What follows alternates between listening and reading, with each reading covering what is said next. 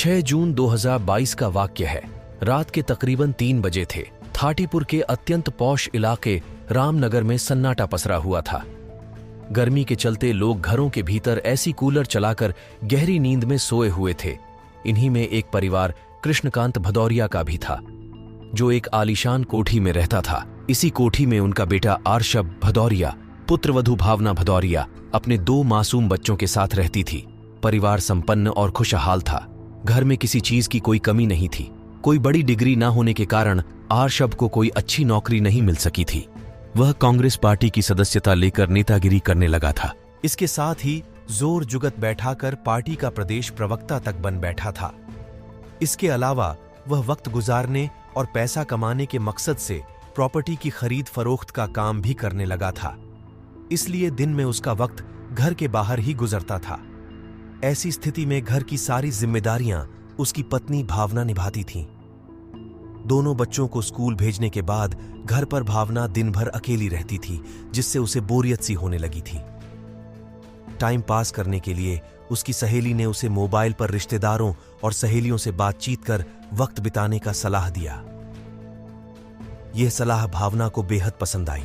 तो आइए हम बिना देर किए आपको ले चलते हैं इस घटना की ऐसी सच्चाई की तरफ जिसकी आप कल्पना भी नहीं कर सकते। आगे बढ़ने से पहले हमारे इस AMR राहुल चैनल को सब्सक्राइब और लाइक करना बिल्कुल ना भूलें और समाज में हो रही ऐसी दिल दहला देने वाली घटनाओं से रूबरू होते रहें। अब भावना का ज्यादातर समय मोबाइल फोन पर बातचीत में बीतने लगा। कभी कभी वह मोबाइल फोन पर बातचीत में इतना खो जाती है कि उसे पति रश्भ की भी चिंता नहीं रहती। पति का फोन आता तो कई बार वह उठाती ही नहीं थी। उधर बार बार फोन करने पर भी जब भावना कॉल रिसीव नहीं करती तो अर्शब के दिल की धड़कनें बढ़ जाती। उसे लगता कि कहीं भावना कौशलेंद्र से तो बात नहीं कर रही। यही सोचकर वह परेशान हो उठता। शहर के हर्षनगर में रहने वाला कौशलेंद्र अर्शब के बचपन का दोस्त था। काफी देर बाद जब वह पति को फोन लगाकर बताती कि मैं अपने पिताजी से बात कर रही थी, इसलिए आपका फोन नहीं उठा सकी, तब कहीं जाकर ऋषभ को तसल्ली मिलती। ऋषभ ने भावना से स्पष्ट तौर पर कह रखा था कि 1-2 घंटी बजने के बाद वह उसका फोन जरूर उठा लिया करे, क्योंकि फोन नहीं उठने पर उसे घबराहट होने लगती है। लेकिन भावना ने ऋषभ की इस बात पर कतई ध्यान नहीं दिया। वह अपनी सहेलियों और नातेदारों से मोबाइल पर घंटों बातें करने में मशगूल रहती थी। इस बीच जब कभी ऋषभ का फोन आता, वह उसे कबाब में हड्डी सा लगता। भावना की इस हरकत से ऋषभ को शक हो गया कि भावना उससे छिपाकर किसी और से बात करती है। ऋषभ को भावना का इस तरह मोबाइल पर बात करना जरा भी अच्छा नहीं लगता था, लेकिन भावना पति की नसीहत को जरा भी अहमियत नहीं देती थी। वह पति की बात को एक कान से सुनकर दूसरे से निकाल देती थी। वैसे भी शक की फांस बहुत खतरनाक होती है। इसे जल्द ही दूर न किया जाए तो वह मजबूत से मजबूत दांपत्य जीवन में भी दरार पैदा कर देती है। भावना अपने दांपत्य में लगी इस पास को गंभीरता से नहीं ले रही थी, जिसका नतीजा यह निकला कि इस बात को लेकर उसकी पति से अक्सर नोकझोंक होने लगी। इसकी वजह यह थी कि ऋषभ घर से बाहर होने पर जब कभी भी पत्नी के मोबाइल पर फोन लगाता, हर बार उसका फोन व्यस्त ही मिलता था।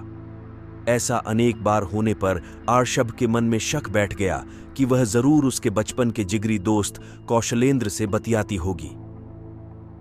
बाद में जब घर लौटकर रश्भ भावना से मोबाइल फोन के बिजी होने की वजह पूछता तो वह कह देती कि सहेली से बात कर रही थी। इस तरह आरशब के मन में शक की जो फांस लगी थी वह नासूर बनती जा रही थी। धीरे धीरे भावना और आरशब के बीच दूरियां बढ़ती चली जा रही थीं, जिसकी वजह से ऋषभ उखड़ा उखाड़ा सा रहता था। इस तनाव की वजह से पति पत्नी के बीच शारीरिक संबंध नाम मात्र के थे।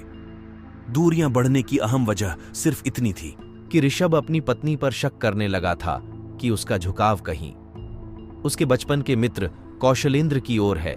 इसी शक के चलते उसे जब भी मौका मिलता वह पत्नी के मोबाइल की कॉल हिस्ट्री चेक करता रहता था। कोई भी नंबर उसे अनजान लगता तो वह उसे लेकर भावना के साथ झगड़ा और मारपीट करता था। इन सब के पीछे एक खास वजह है, यह भी थी कि वह यह भी समझ चुका था कि उसकी हकीकत पत्नी के सामने खुल चुकी है, यानी वह उसकी आपराधिक छवि को भी जान चुकी है। भावना को जैसे ही पता चला कि उसका पति आपराधिक छवि का है तो उसके दिल को काफी ठेस पहुंची थी। उसने पति को समझाने की भरसक कोशिश की कि वह गुनाह के रास्ते छोड़कर अच्छे रास्ते पर चले, पर वह भावना की बात को महत्व नहीं देता था। जब भावना यही बात बार बार कहती तो वह उसकी पिटाई कर देता। भावना पति के तुनका मिजाज और शक्की स्वभाव से अक्सर गुस्से में दोनों बच्चों को लेकर मायके चली जाती थी और अपने पिता महेश सिंह को सारी बात बता देती थी। बेटी की बात सुनकर महेश सिंह को काफी आघात पहुंचता था। तब महेश सिंह नाराज होते हुए दामाद ऋषभ को कड़ी फटकार लगाते थे। ऐसा कई बार हुआ था। हालांकि इसके बाद भी महेश सिंह भी अपने बेटी को समझा बुझाकर ससुराल भेज देते थे। 6 जून 2022 की रात को भी ऋषभ और भावना के बीच कहासुनी हुई। भावना ने पति को समझाने की भरसक कोशिश की, लेकिन ऋषभ उस पर कुछ ज्यादा ही भड़क गया। उन दोनों के बीच तकरार इतनी ज्यादा बढ़ गई कि उसी दौरान ऋषभ ने पत्नी पर पिस्टल तान दिया। भावना समझ गई कि पति के सिर पर खून सवार है। वह बचने के लिए बेडरूम से बाहर निकलकर लॉन की तरफ भागी। वह चीखती, उसके पहले ही आशप ने उसके सिर को निशाना बनाकर फायर कर दिया। वह इतना ज्यादा गुस्से में था कि रिश्तों की गहराई और परिवार की मर्यादा को भूलकर एक के बाद एक 3 गोलियां पत्नी के सिर में मार दिया। गोलियां लगने से भावना लाने में ही ढेर हो गई। इसके बाद वह हथियार और अपनी जरूरत का सामान लेकर वहां से फरार हो गया। आशब ने अनायास ही एक ऐसी घटना को अंजाम दे डाला जिसे देखकर हर किसी का कलेजा कांप उठा। रात 3 बजे जब इलाके के सभी लोग सो रहे थे, तभी चीखने चिल्लाने के शोर से लोगों की आंखें खुल गईं। शोरगुल सुनकर घबराए लोग अपने अपने घरों से बाहर आए तो कृष्णकांत भदौरिया को बदहवास हाल में रोते बिलखते देखकर हैरान रह गए। वह ऋषभ के दोनों मासूम बच्चों की अंगुली पकड़े हुए जोर जोर से रोते हुए कह रहे थे, मेरी मदद करो मेरे बेटे, ऋषभ ने अपनी पत्नी भावना की गोली मारकर हत्या कर दी है। कृष्णकांत भदौरिया जो कुछ कह रहे थे उसे सुनकर लोगों के होश उड़ गए। इसी दौरान किसी ने पुलिस को इस घटना की सूचना दे दिया। कुछ देर में वहां थाना थाटीपुर पुलिस भी आ गई। पुलिस के आने पर कुछ लोग हिम्मत करके उनकी आलीशान कोठी में दाखिल हुए तो वहां की स्थिति देखकर उन सभी की आंखें हैरत से फटी रह गईं। भावना की लाश कोठी में कमरे के बाहर लाइन में खून से लथपथ पड़ी हुई थी। हत्या का मामला था। अब तक पूरी रामनगर सोसाइटी के लोग घटनास्थल पर एकत्रित हो चुके थे। इस बीच ऋषभ के पिता कृष्णकांत भदौरिया ने घटना की सूचना अपने समधी महेश सिंह को दे दिया। मामला शहर के पौष इलाके रामनगर के रहने वाले बहुचर्चित कांग्रेसी नेता से जुड़ा हुआ था, जिसमें उसने अपनी पत्नी भावना की गोली मारकर निर्मम हत्या कर दी थी। हत्या करके वह फरार हो गया था। सीएसपी ऋषिकेश मीना और टीआई पंकज त्यागी घटनास्थल पर जांच कर रहे थे।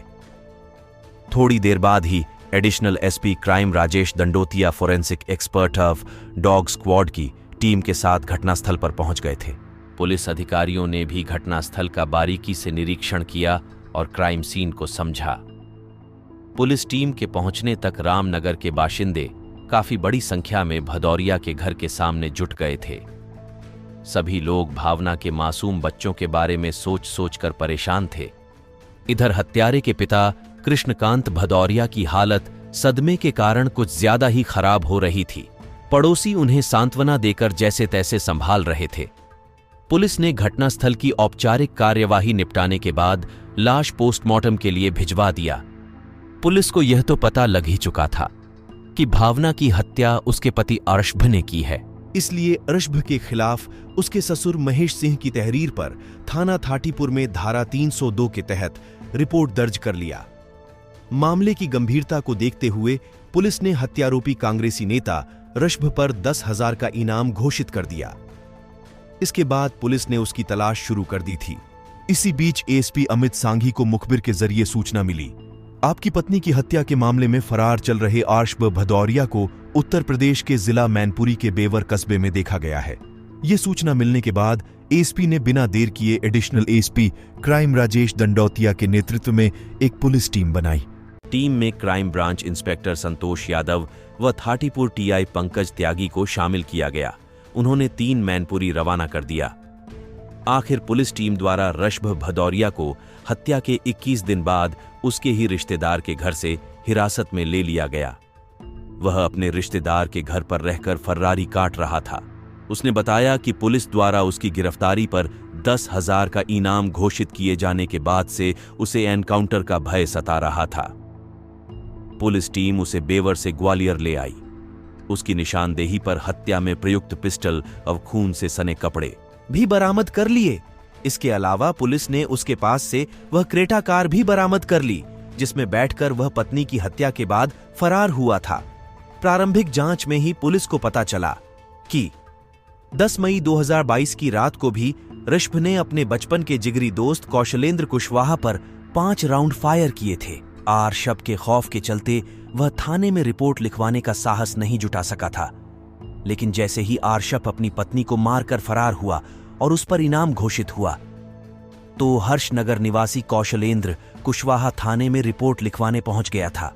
हत्या के आरोपी कांग्रेसी नेता ऋषभ भदौरिया पर पहले से हत्या व हत्या के प्रयास सहित 14 मामले दर्ज हैं। उसके खिलाफ 2 बार जिला बदर की कार्रवाई भी की गई थी। अब पुलिस उस पर एनएसए लगाने की तैयारी में लगी हुई थी। ऋषभ को सुंदर और सुशील पत्नी मिली थी। ससुराल भी अच्छी थी, 2 सुंदर बच्चे भी थे, लेकिन शक के नासूर ने उसकी बसी बसाई गृहस्थी को उजाड़ कर रख दिया। पत्नी को मारकर वह जेल चला गया, जिससे उसके मासूम बच्चे अनाथ हो गए। आरशबा के अपराध स्वीकार करने के बाद पुलिस ने उसे न्यायालय में पेश किया, जहां से उसे जेल भेज दिया गया। ऐसी मौत किसी को ना मिले। दोस्तों, इस पूरी वीडियो के बारे में आपकी राय क्या है, कमेंट बॉक्स में जरूर बताएं।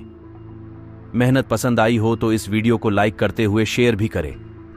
अगर आपने अब तक AMR राहुल चैनल को सब्सक्राइब नहीं किया है तो जल्दी से चैनल को सब्सक्राइब कर ले। क्राइम की दुनिया से जुड़ी ऐसी ही सच्ची कहानियों के लिए हमारे साथ जुड़े रहे। धन्यवाद।